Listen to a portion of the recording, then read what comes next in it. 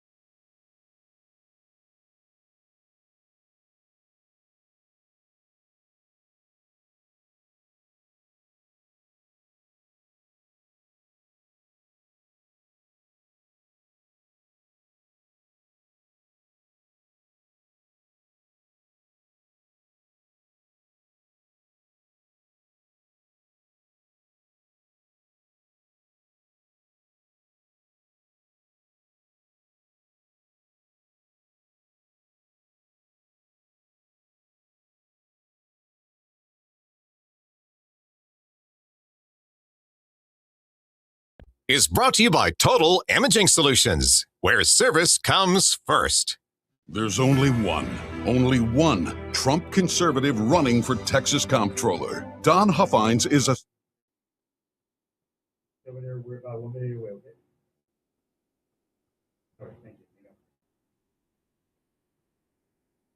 Stand with him to secure our border and stop all taxpayer-funded benefits to illegal aliens. And Don Huffines will fight to eliminate every woke DEI program in every...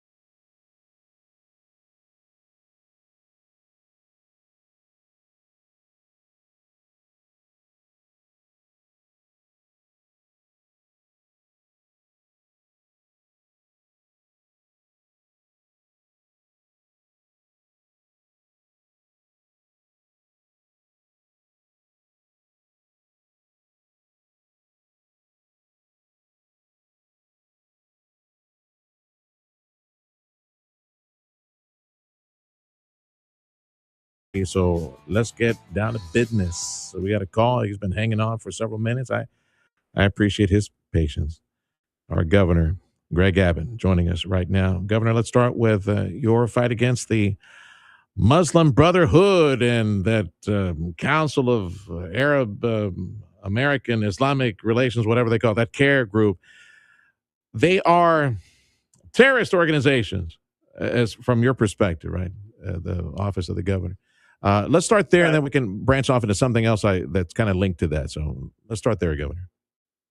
Absolutely. First, I'm going to echo what you said earlier, and that is this may be the last time I talk to your audience before Christmas, and I want to wish everybody a very, very Merry Christmas, and I hope you have a terrific New Year. Yes, sir. And with regard to our fight that we have against the Muslim Brotherhood, CARE, listen, this comes down to one thing, and that is I've been authorized by laws in the state of Texas to go after and to stop foreign terrorist organizations.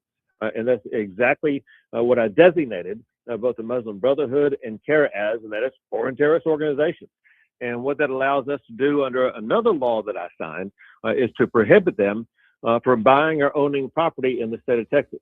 So why would I declare them and designate them as foreign terrorist organizations? Well, listen, everyone knows there's a long history between the Muslim Brotherhood and terror, and even President Trump now is considering designating the Muslim Brotherhood as a foreign terrorist organization.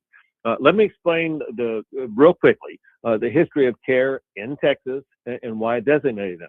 It was in Texas in a court trial that one of the founding members of the Texas branch of CARE was found guilty by a jury in Dallas for financing foreign terror here in the United States. And then, even more recently, there was an illegal immigrant from Jordan in the Dallas-Fort Worth area who was ordered deported. And one of the findings to deport him is that he had provided material support for terrorism. And so what did the local CARE chapter do? They came out and fought to try to keep this guy who was trying to be deported, who was accused of providing material support for terrorism. They tried to keep him here in the United States of America. CARE is an organization that repeatedly associates itself with terror and those who support terror. And so we need to ensure that we are going to eliminate from our state, and we should try to do the same thing across the country, any people who sponsor or support terror in any way. Let's branch off into another effort in law enforcement, with the Trump administration, of course, designating some of the cartels right across the river here as cartels that are also foreign terrorist organizations. Like across the river from us is the Gulf Cartel.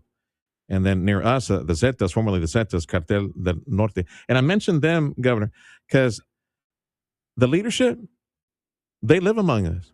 It's their lieutenants and their soldiers that do all the bad stuff just south of the border in Mexico. But these cartels, these leaders, they own homes, they own businesses, they probably launder a bunch of their cartel money through some of these businesses. And for the longest time, in like 30 plus years now here at Talk Radio, we've had local law enforcement and state law enforcement say, yeah, we know where the bosses live. We know what schools our kids go to, all that. How about that, Governor? The cartels as foreign terrorist organizations, they living in Texas, then living among us, their kids going to local schools, their businesses right down the street. How about a stronger effort to go after those people as well? So go back in time when Joe Biden was president. I, at that time, designated all of the Mexican drug cartels as foreign terrorist organizations. And I can't tell you what local law enforcement is doing. I can tell you what the Texas Department of Public Safety is doing. The designation of them as foreign terrorist organizations authorizes the Texas Department of Public Safety to use enhanced tools and strategies to go after not just the cartels and try to arrest them or their associates here in the state of Texas, but also track down the financial records, all kinds of things that help us and empower us to be able to shut them down. Along these lines, also, if he hasn't done so yet, this is something that I fully expect President Trump to step in, because he's been very public about going after the Mexican drug cartels. And if he has not yet designated them as foreign terrorist organizations, I expect that to happen also. And we will have an ally with Texas now in our fight against drug cartel activity in the state of Texas. And with President Trump, that activity probably will extend into Mexico, fighting against these dangerous, deadly cartels in Mexico. Let me tell you, there's a lot of positives that have actually come out of what we did. Let me share one with you, and that is we know that one thing they do is traffic in deadly fentanyl. Texas has been able to achieve a 40% decline in fentanyl deaths because of the work that we've achieved to stem the tide of illegal immigration as well as cartel activity on the border. Any cases, any prosecutions that have been successful from the Texas perspective against these cartels deemed terrorists a long time ago? I remember that conversation with you some time back. The main thing that has been achieved is the arrest, detention, and deportation of whether it be cartel members, their associates, or others like that, because Texas ranks #1 in both the arrest and detention of illegal immigrants, and that's allowed us to send them back across the border. But there also have been arrests by the Texas Department of Public Safety of whether it be cartels, more likely their associates here in the state of Texas, for possession and trafficking of drugs. I got to tell you, I see stories in my data so frequently about what DPS is doing to stop the trafficking by the cartels, both of drugs as well as of humans coming across the border. They live, they do business, they go to school, they're around us. They live around here with impunity, it seems. They're all over the place. I wonder how and when, either from the Trump administration or the Texas perspective, we'll finally see some cases of prosecution and roundups of these individuals, or I don't know, maybe coordinate with DEA or somebody. Local folks are in law enforcement; they know where these people are. So we'll move on to tax reform. Another long conversation we had some years back, Governor, was your plan. It might have been like 4 years ago. Might have been the proposal to switch from a property tax. I hate to call it revenue, a property tax, wealth theft mechanism from property owners that pay taxes to the state to more of a sales tax based system that funds the state of Texas. So I know you're taking a tour on the road talking about the plan, like 4 or 5 point plan. So share, top of mind, some of your proposals to reform the tax generation system of the state.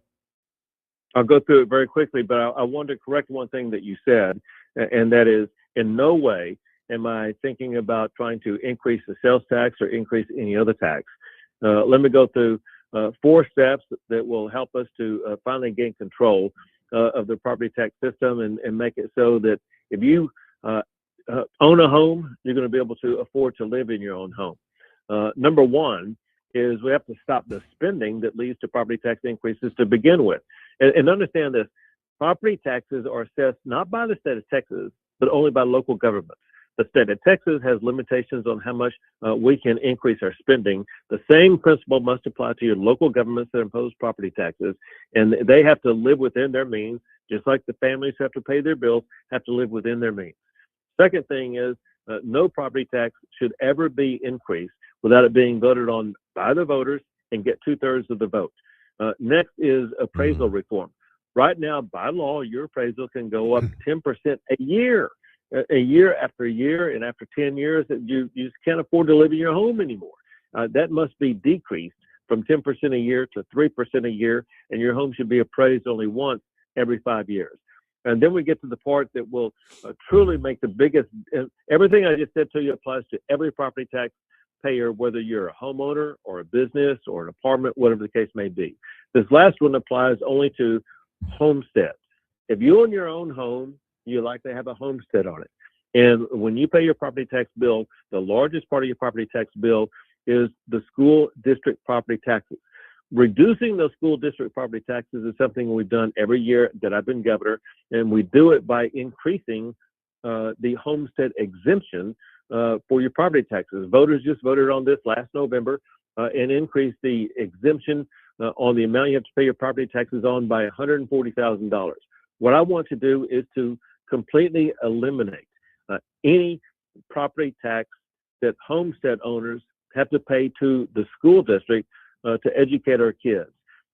Non-homestead property owners would still have to pay that tax, but for those who have a homestead, they would no longer have to pay into the school district property tax system, and that would cut their property taxes by about 60%.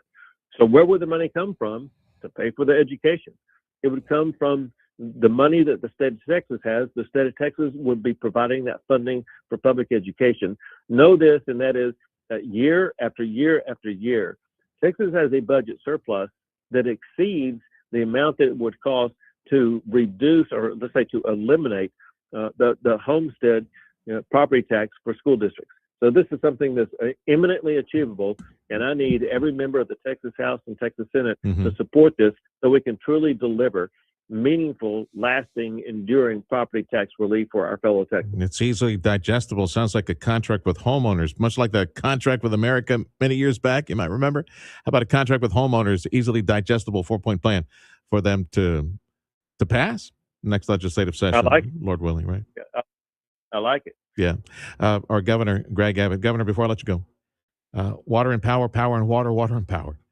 My Lord, we probably will be, Lord willing, thanks to the economic development efforts and all the people you try to bring to Texas.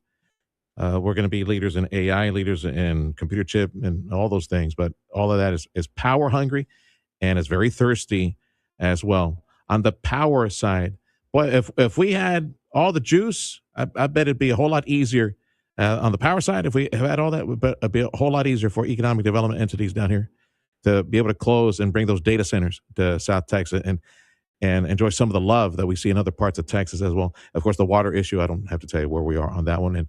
And with a rapidly expanding economy, I think those two issues are like emergency issues, Governor. I don't know what it would take. Maybe put a bunch of retention holes all over the place for water, and maybe lure every single desal factory to Texas to build the stuff and sell it to the world. And we got it here already. But on the power side, anyway, just your thoughts on how we bring those two items to the forefront, and let's solve it so that Texas becomes number one in high tech and ag and everything else that we need for water and power. So first of all, we start off being number one in those categories. Second, a lot of people have not kept up with what we have been doing with regard to adding power. Right now, Texas ranks number one in the United States for electric power generation, so much so we produce more electric power generation than the second and third states combined. And that's one reason why all these companies are coming here to create AI data centers here, because the thing they need the most is power, and the thing that Texas has the most is power. In addition to that, Texas is adding more power month after month after month, more than any other state. And then in addition to that, have you ever heard the phrase BYOB? Well, in Texas, we have a policy BYOP, which is when these big data centers, like I did an announcement for $40 billion with Google, they're bringing their own power. That's what BYOB stands for, bring your own power. And these companies are bringing their own power generation to their AI data centers to make sure that it will not put a strain on our power grid, to make sure that your homeowners in your listening area, they're always going to have access to the power to keep their lights on and their homes safe from any potential power outage. On water, remember this, just this last November, voters passed a constitutional amendment that dedicates current income revenue. It's not going to cause a single penny more in taxes, but we dedicated $20 billion to build out the water needs of the future, and including tapping into new sources of water, including repairing broken and leaking pipes. Get this, in Houston, Texas alone, in just that one place, over 2 years, they lost something like 32 billion gallons of water because of broken and busted pipes. Same thing is true in the RGV area around the state of Texas. Now we have the financial resources to make sure we're going to be able to repair those broken and leaking pipes, as well as to tap into new sources of water to make sure that every family, when they go to the water faucet, they're going to be able to turn that faucet on, and the water is going to be able to come out for generations to come. Yes, sir. 20 billion over 20 years is a drop in the bucket, and all the mismanagement in Metro Houston got their own mismanagement problems over at City Hall. But yeah, they got some issues with water, and we're all going to be jockeying and negotiating for a portion of the billions on a yearly basis. The back to power, windmill and solar, right? We're going to wean off of all that and then go back to traditional power at some point in Texas, right? All the LNG fueled and coal fueled power in Texas, again, and reliable power, right? Well, so Texas created a plan where the state is incentivizing the increase in power generation. It's called dispatchable power. What that means is it's going to work all the time, day and night. And most of the dispatchable power we have in the state of Texas is by natural gas, but also we are investing in nuclear. Texas is going to be a leader in nuclear power generation through what they call SMR, small modular the reactors. small power plant. Good. But then in addition to that, Texas this coming year will rank number one in what's called battery power. These large scale industrial battery power.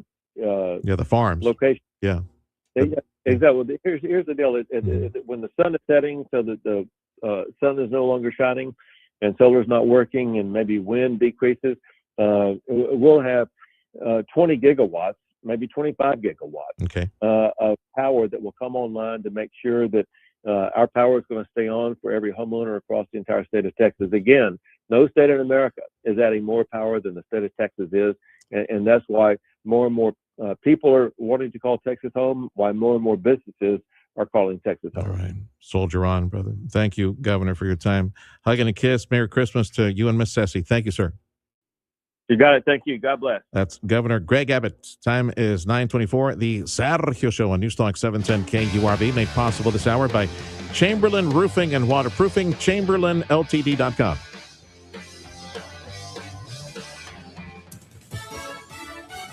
Coming up after the Sergio Show, stay tuned for the Dana Lash Show starting at 11, followed by the Brian Kilmeade Show at 2 on News Talk 710 KURV and on the Radio Potomy app.